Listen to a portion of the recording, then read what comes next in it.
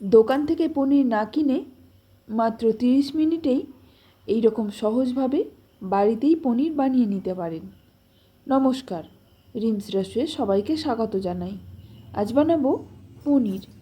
তার জন্য আমি 2 লিটার দুধ গরম করতে দেব। যে পাত্রে দুধ গরম করব প্রথমে সেই পাত্রে অল্প একটু জল দিয়ে দিলাম, এতে দুধটা নিচে লেগে যাবে না।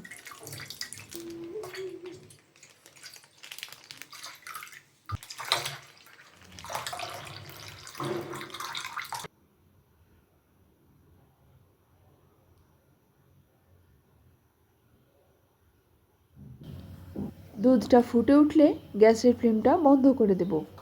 তারপর আমি একটা বাটিতে 1/4 কাপ টক দই আর 1 টেবিল চামচ ভিনিগার মিশিয়ে রেখেছিলাম। এখন এটাকে অল্প অল্প করে দুধের মধ্যে দেব আর হালকা নাড়াচাড়া করে মিশিয়ে নেব। আপনারা চাইলে শুধু ভিনিগার নয়তো পাতিলেবুর রস দিয়েও ছানাটা কাটাতে পারেন, তবে দই দিয়ে কাটালে পনিরটা একটু নরম হবে। এইভাবে হালকা হালকা নাড়াচাড়া করতে করতে দেখুন ছানা আর জলটা আলাদা হয়ে যাচ্ছে।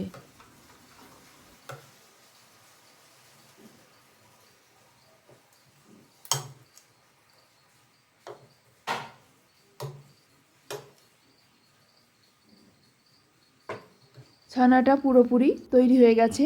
এবার এটাকে ছেঁকে নেব। তার জন্য একটা পাত্রের ওপর আমি একটা ছাঁকনি নিয়েছি, তারপর ছাঁকনির ওপর একটা সুতির কাপড় দিয়ে দিয়েছি। এরপর আস্তে আস্তে ছানাটা এর ওপর দিয়ে দেব। পুরো ছানাটা দিয়ে দেওয়ার পর এবার নর্মাল জল দিয়ে হালকা ধুয়ে নেব।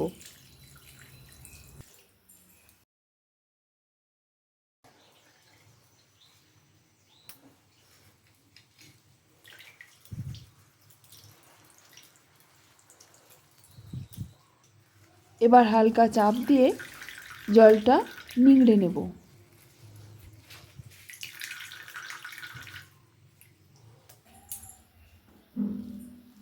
এবার একটা থালা উল্টো করে রেখে তার উপর ছানাটা রেখে দেব। এবার ছানার উপর একটা ভারী ওয়েট চাপাতে হবে। তার জন্য আরও একটা থালা ছানার উপর দিয়ে দেব। এবার আমি একটা জল ভরা কড়াই বসিয়ে দেব। এইভাবে 25 থেকে 30 মিনিট রেখে দেব। 25-30 মিনিট পর পনিরটা রেডি হয়ে যাবে। আমি তুলে নেব।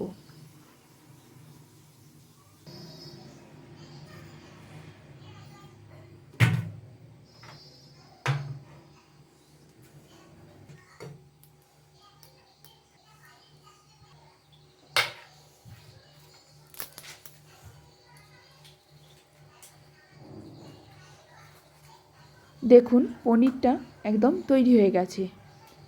আমি এবার এটাকে ওজন করে দেখাবো 2 লিটার দুধ থেকে কতটুকু পনির হয়েছে।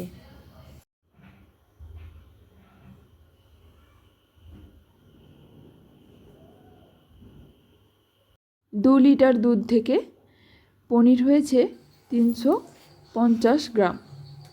তবে দুধের ঘনত্বের উপর পনিরের পরিমাণটা বেশি কম হতে পারে। এবার পনিরটা 1 থেকে 2 ঘন্টা ফ্রিজে রেখে দেব, তারপর পিস করে নেব। পনিরটা যদি বেশি দিনের জন্য স্টোর করতে চান তাহলে এটাকে যে পাত্রে রাখবেন সেই পাত্রের মধ্যে জল দিয়ে পনিরটা রাখতে হবে। তাহলে দেখে নিলেন বাড়িতেই কিভাবে সহজে পনির বানিয়ে নেওয়া যায়। আপনারাও এইভাবে বানিয়ে নিতে পারেন। রেসিপিটা যদি ভালো লেগে থাকে তাহলে প্লিজ একটা লাইক, শেয়ার আর সাবস্ক্রাইব করে দেবেন। ধন্যবাদ।